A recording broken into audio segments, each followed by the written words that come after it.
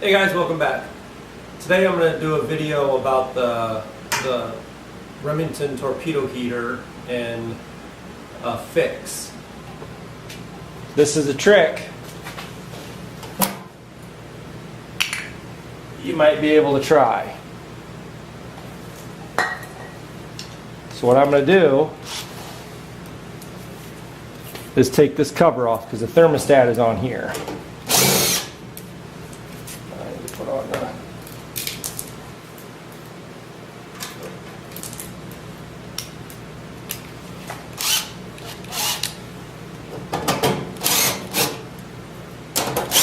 four screws.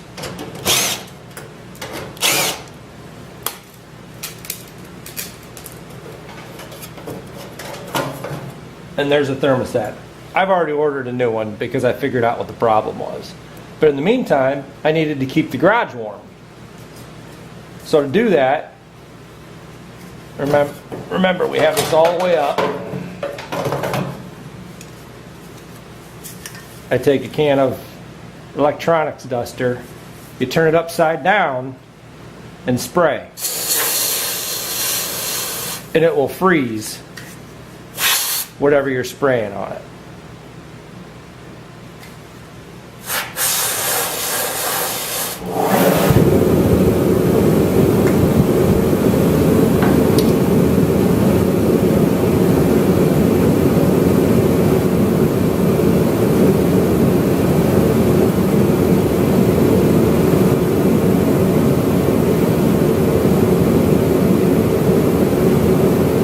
Now that will run until this warms up.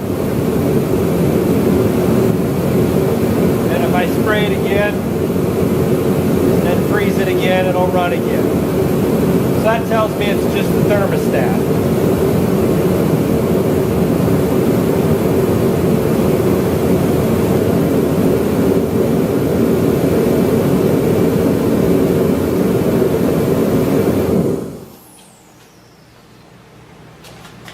Okay, so it's obviously up to temperature. So we're just going to change that out. Like I said, I already ordered a new thermostat. I think it was $32 online. I got it through Amazon. I had to use it outside. My daughter's car froze up during our sub-zero temperatures. You know, it was like 50 below.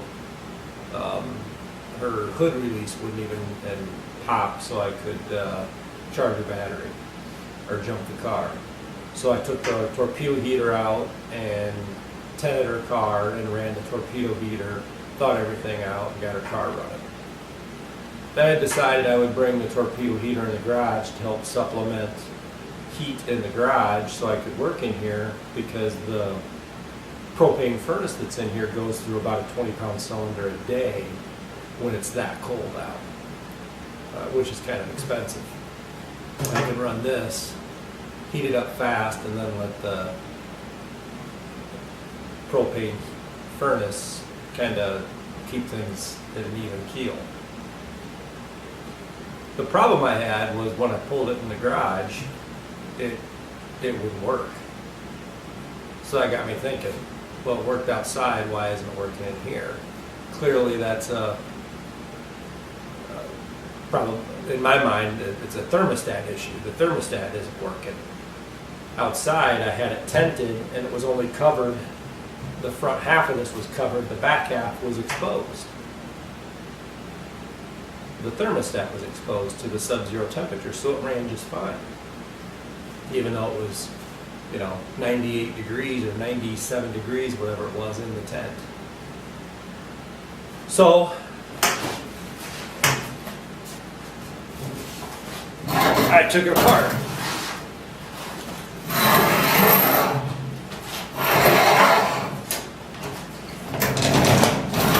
It is an easy fix.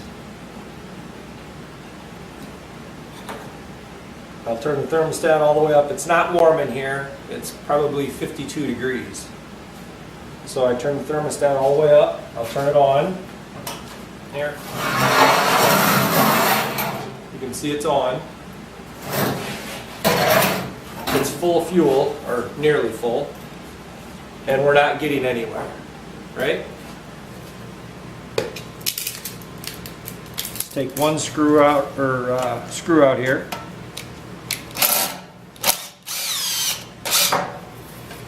Just like that. It's going to go back just like this. I've already turned it off and unplugged it. Take these leads off.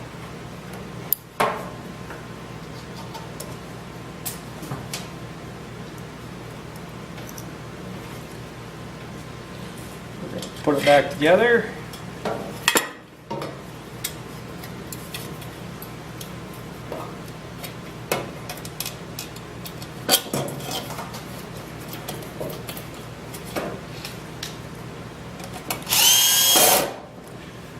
I think to replace this is somewhere between, I think the 125,000 BTU one, or 150,000 is $300. This one's, I don't know, 2 something.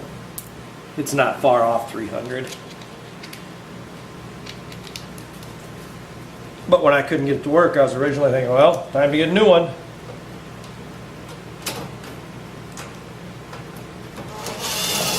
So I'm glad I gave it just a little bit of thought, because it's a simple $32 fix. And I think how many of these things I've seen in the trash, or, you know, and I wonder if that was the problem. So we're going to turn it back on.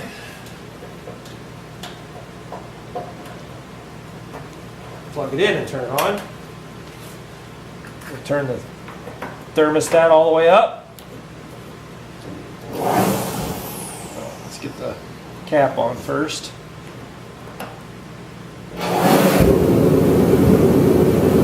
And it kicked right on because it's not up to temperature.